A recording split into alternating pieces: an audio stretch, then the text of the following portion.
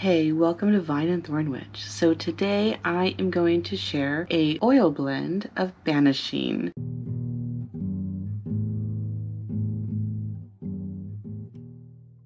So basically this kind of oil, the way that you use it is, say that you want someone to stay away.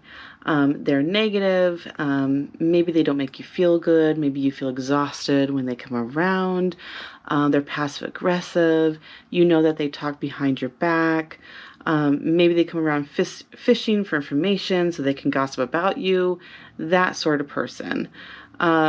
You will spray this around your front door or rub it into the wood of your front door. There's lots of different ways to do it. You can put it down your walkway. You can carry it with you, knowing that certain people in mind will stay away. And when you see them approaching you, you can hold it in your hand and just think about they get distracted and they go away from you. So that's generally how this oil is used. So you can use it on your person, or you can use it at work or around your home, all those kinds of uses. There's endless uses for this. So create the oil under the new moon and to let it sit for a month, and it is ready by the next new moon. In this household, the new moon, I tend to call it shadow moon because the moon is in the shadow. But yeah, so bygones. Okay, so the ingredients is red peppers, black peppercorn, salt, sulfur, and an oil. And then a small jar. And this will probably last me a year. Okay, so let's go ahead and get into the creation of this oil.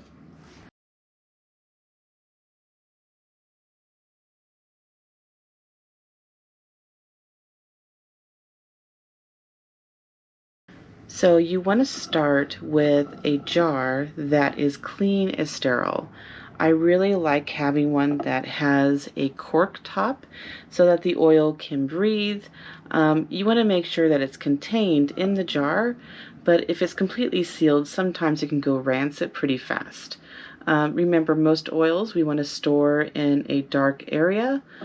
Sunlight can cause the herbs that are stored inside of it that are in the carrier oil to turn. So generally out of direct sunlight, out of a bright area. I keep mine in a herb cabinet that I have painted and covered with fabric with the glass doors. So there's lots of different options for that. Okay, so we have our little jar, and let's go ahead and add the herbs in it.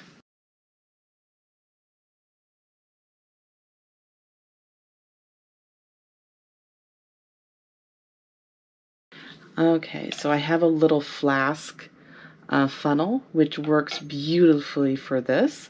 Sometimes that little hole, depending on the herb, doesn't want to cooperate. So funnels for this purpose is amazing.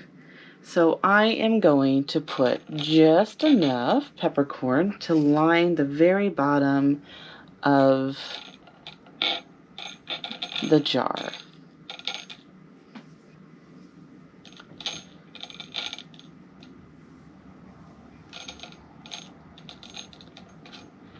And there we go, we got some stuck in there.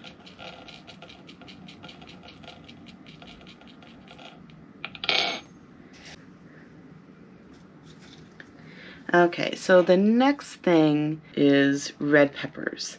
So these little red peppers that I use for cooking as well as spellcraft is perfect for this. They are affordable. You can go to any Mexican store to purchase these, and they are very versatile. Okay, so what I am going to do is I'm going to put the whole pepper in there, but I want those seeds to come out also. So I'm going to pull off the little stem. You can see how easy that is. And if you pinch it, typically if you pinch it, the seeds will start coming out at the stem. So this one, oh, I see, I didn't pinch it enough.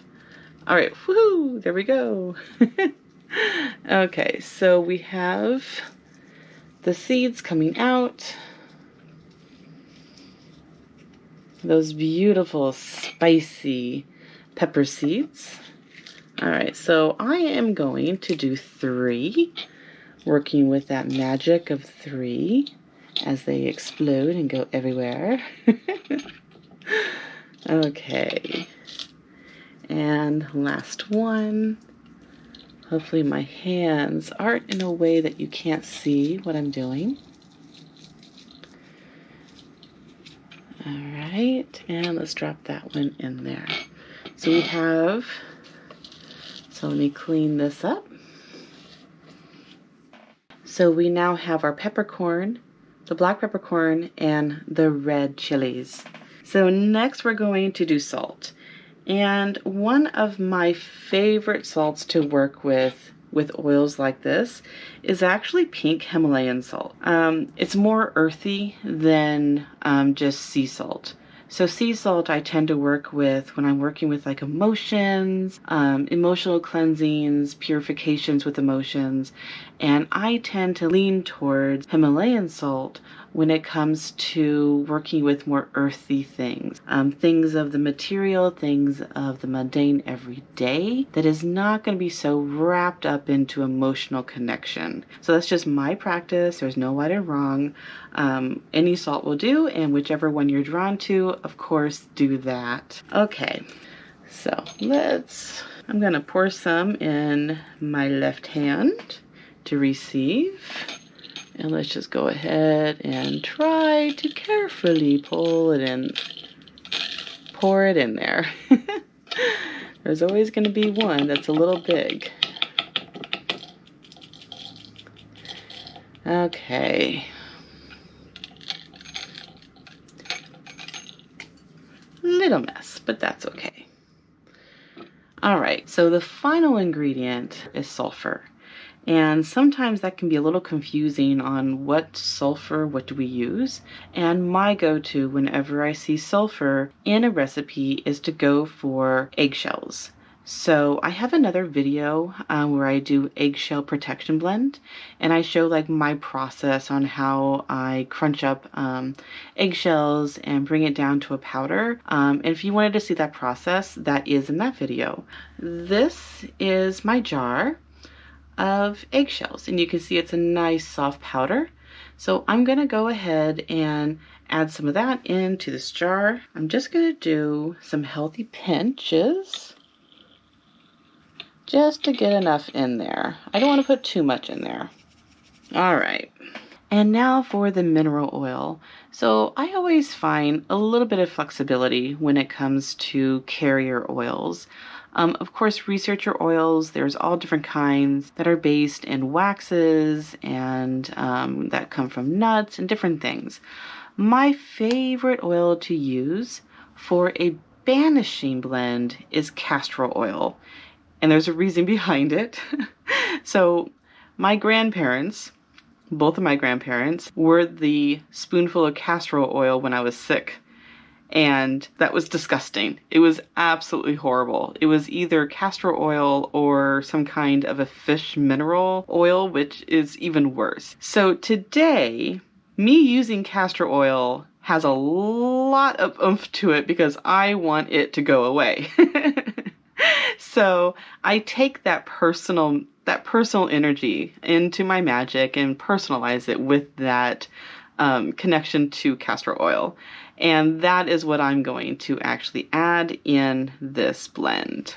So I am just going to now use this and fill up this jar. You know what? It's going to be easier if I take off the lid. Let me do it that way. Okay, this makes more sense.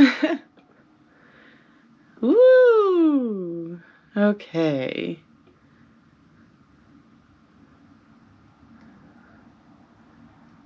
It is taking quite a time. I wonder if there is... Oh, it was an air bubble. Okay, yes. Be aware of air bubbles in your funnel. So let's just go ahead and take that out. I want to make sure I don't make a mess. Castor oil is quite thick, and let's just pour it in directly. So castor oil is very affordable, and I'm probably going to use quite a bit of this jar, but that's perfectly fine.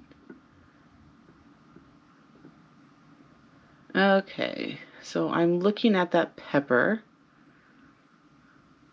and I'm always going to be aware not to fill it all the way to the very top, so that if any herbs in here are going to expand or lift up, I don't want this to, for any reason, come up and over. We also want to make sure that there is room for this cork and that it doesn't touch the oil.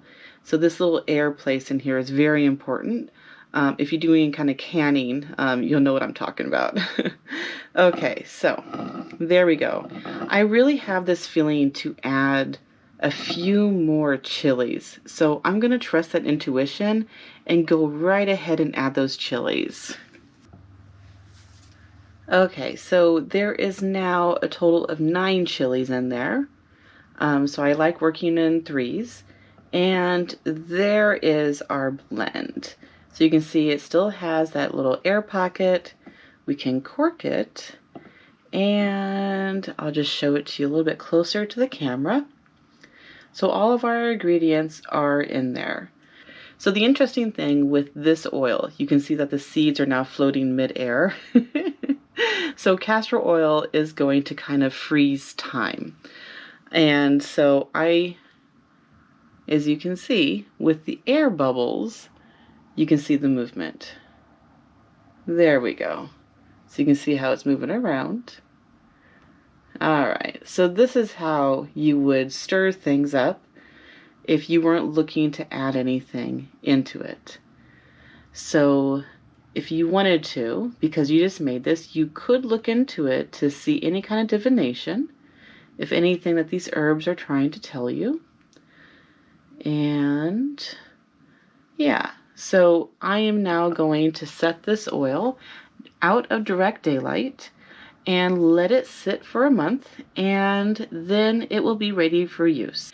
You always want to make sure that when you begin a blend, whether it's an oil or just a dry blend, that in my practice, I always want to make sure I communicate with the herbs on what my intention is, and I like to be very open about what my intention is for the use, for the creation, and that way there's a extra added of me and my practice connecting with it like a friendship, which I always find to be a very important aspect when we are working with our magics. So tonight when I do my shadow moon ritual, I am going to share some words for the intention, the beginning of the spell work with this oil blend.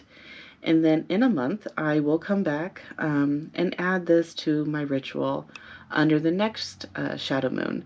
Again, talking about the spell and working into what my intentions are. So it's the full thing. Also, when you are making blends like this, you do want to come by and give it a bit of a movement shake, whether moving it upside down or actually get it in there with a spoon, whatever your preference is, like once a week, just to make sure that the blend is really blending with this oil.